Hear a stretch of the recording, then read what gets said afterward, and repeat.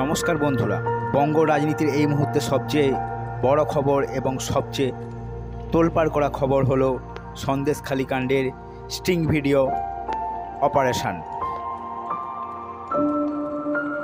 এই গোপন স্টিং অপারেশনের ভিডিও মুহূর্তের মধ্যে বিভিন্ন সোশ্যাল মিডিয়ায় ভাইরাল হয়ে গেছে, যা নরেন্দ্র মোদী এবং বঙ্গ বিজেপিকে রীতিমতো ব্যাকফুটে ঠেলে দিয়েছে। সন্দেশখালী 2 নম্বর বিজেপির মণ্ডল সভাপতি গঙ্গাধর গোয়েলকে বলতে শোনা গেছে যে বিরোধী দলনেতা শুভেন্দু অধিকারী বিভিন্নভাবে মেয়েদের এবং অর্থের প্রলোভন দেখিয়ে নারী নির্যাতনের মিথ্যা রটনা সংবাদ মাধ্যমে বলানো হতো। স্বয়ং প্রধানমন্ত্রী নরেন্দ্র মোদী বাংলার বিভিন্ন জনসভায় সন্দেশখালীর অত্যাচারিত মহিলাদের কথা তুলে ধরেছেন।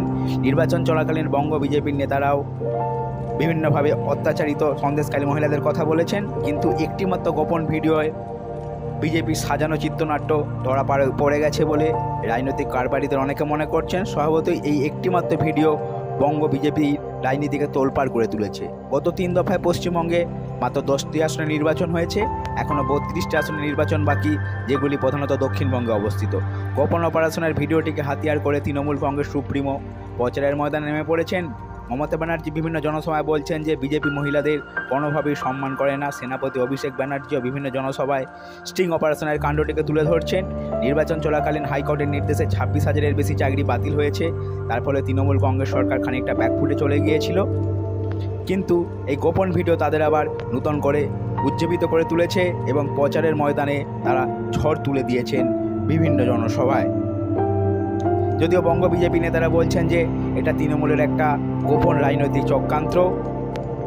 নরেন্দ্র মোদী, অমিত শাহ, শুভেন্দু অধিকারী এবং সুকান্ত মজুমদার কীভাবে এটা কন্ট্রোল করে তা দেখার আছে, কিন্তু এটা অস্বীকার করা যায় না যে পশ্চিমবঙ্গের বাকি 32টা আসনে নির্বাচনে এই গোপন ভিডিও ভালো মতো প্রভাব ফেলবে, যা বঙ্গ বিজেপিকে খোসারত দিতে হতে পারে বলে মনে করা হচ্ছে। তৃণমূল কংগ্রেসকে বাকি 32টা লোকসভা নির্বাচনের আসনে ভালো মাইলেজ দেবে। তো বন্ধুরা, আপনারা এতক্ষণ দেখলেন সন্দেশখালী কাণ্ডের গোপন স্টিং অপারেশন ভিডিও। যদি ভিডিওটি আপনাদের ভালো লেগে থাকে তাহলে আমার ইউটিউব চ্যানেলটিকে আপনারা সাবস্ক্রাইব করবেন, বিভিন্ন বন্ধুদের মধ্যে শেয়ার করবেন, লাইক করবেন। ভিডিওটি শেষ পর্যন্ত দেখার জন্য আপনাদের অনেক ধন্যবাদ জানাই।